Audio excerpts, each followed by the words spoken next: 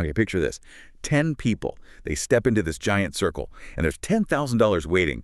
The question is just, who's going to break first? Who actually walks away with that cash? Welcome to the Deep Dives. Today, we're really getting into an intense endurance challenge. We've got this great YouTube script called Last to Leave the Circle Wins $10,000. And our mission really is to unpack what happened. Look at the pressures, physical, mental, those crunch moments, and what it tells us about, well, human limits when pushed that far. It's fascinating, isn't it? How quickly the basics, things we take for granted, just become these massive luxuries. The setup is brilliant at leveraging just that fundamental human wiring. Right. Okay, so let's get into that circle. You step across the line, and the rules, they sound simple. Yeah. But wow, they are brutal. From that second onwards, you cannot step out, period. No food, not unless you win it somehow. Yes. No bathroom breaks at all. And this one's tough. No excuses, none. They're not asking, they're telling. Yeah, and the psychological impact starts immediately. You're stripping away control, basic bodily functions, personal space even. It creates this deep vulnerability. It's not just being uncomfortable. It's this constant nagging pressure. It just eats away at your sense of control, puts you in a constant stress state, Wow. always on edge. And you see it really fast. The source mentions just 6 hours in, you could already see the cracks forming. People are sweating, tired. Their bodies are like, what is happening? And then, bam, the first big temptation hits. Outside the circle, they start cooking pizza. You can hear it sizzling, smell it. Oh, man. Yeah, that's classic hyperbolic discounting right there. Your brain, especially when it's stressed and deprived like that, it just massively undervalues that future reward, the run grand. And that immediate thing, the pizza, it becomes everything. It's not just food, it's comfort, it's normal, it's a break from the misery. The emotional part of your brain, the amygdala, it's just screaming for relief. And it can totally override the logical long-term planning part. It's biology fighting itself, really. You can almost see that fight happening. The choice is so stark. You want the pizza. Fine. But you leave the game. And sure enough, someone hesitates for a moment, the steps out. Gone. Just like that, the first one's out. Shows exactly what you mean about immediate versus long-term. Okay, so that's hour 6. Wild already. What about hour 12? It's midnight now. Pitch dark, basically. Dim lights. Everyone left looks absolutely exhausted. But wait, it gets worse. The environment changes. The script says the circle actually shrunk, forcing them closer. And the temperature drops. So now you're cold and tired. What's the play here? Well, that's the strategy, isn't it? Leveraging that growing discomfort. At this point, even small comforts become incredibly valuable, hugely valuable. So the first challenge they throw in then is stand on one foot for 10 minutes. Sounds simple, right? But it's clever. It targets that fatigue. And it plays on the desire for comfort. Because the winner gets a blanket, loser goes home. That blanket, it's not just warmth. It's a massive psychological boost. It represents safety, a small win. When you're deprived, that's disproportionately huge. It's like Maslow's hierarchy, Yeah. Basic needs shoot right to the top. That blanket is hope. And it's just described as brutal.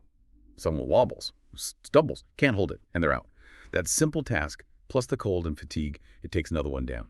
Okay, fast forward again. Hour 18, sun's coming up, just 4 people left. 4. Their eyes are on the prize, definitely, but their minds, the source says they're fading fast. And this feels like a shift, doesn't it? Less about outside stuff, more internal.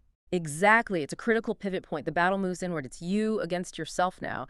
And the next challenge, hold the money, is really insightful. They literally give each person a glowing cash briefcase, 10 grand inside, presumably. And the rule is just chillingly simple. Whoever drops it last takes it home. This isn't just physical anymore. It's intensely psychological. It taps right into what we call ego depletion. Their willpower is already shot, hours of no sleep, discomfort. And now the symbol of their goal, the money itself, becomes this heavy burden. Your brain starts looking for any excuse to just let go, conserve energy. It forces them to feel the actual cost of ambition in their aching muscles. Wow, and the description captures that tension. High-tension music, dramatic faces. Yeah. You can almost feel how heavy that briefcase must be, mentally and physically. Yeah. Then, just a thud sound. Someone dropped it, and then there were 2. Just like that. Down to the final pair. The relief mixed with sheer desperation must have been intense. For those last 2. It's moved beyond just the prize, I think. It's pure willpower at this stage. The physical side, the mental side, they're both decaying. It becomes about proving something to yourself, pushing past limits you never knew you had. Just, can I do this? Which brings us right to the end, hour 24.